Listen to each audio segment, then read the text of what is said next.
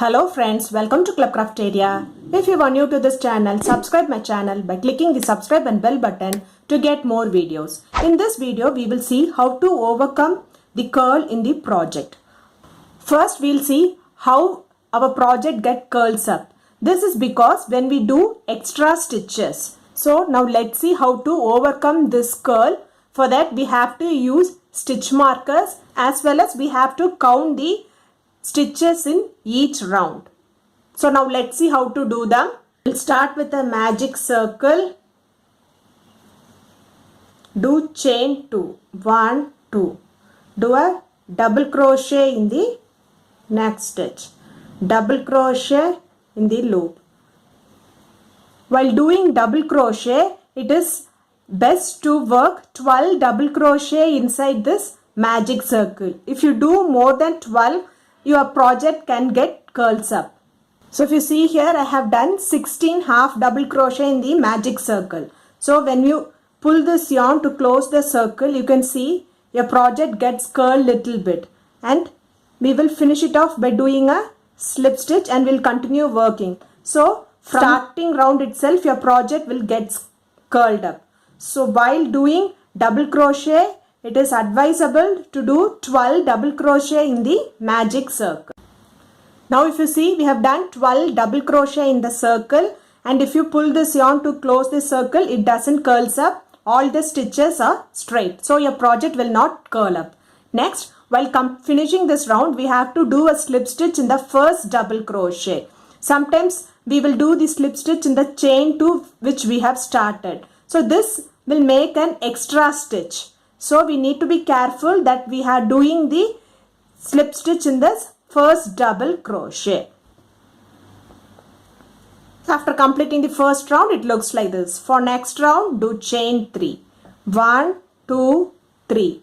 Do 2 double crochet in the same stitch. 1, 2. So you have to place the stitch marker in this first double crochet. Next stitch, 2 double crochet. 1, 2. So likewise, you'll be doing 2 double crochet around till you reach the stitch marker. After completing this round, you'll be having 24 double crochet stitches. Since we have started with 12 double crochet, in each round there will be an increase of 12 stitches. We need to keep track of the number of stitches in each round.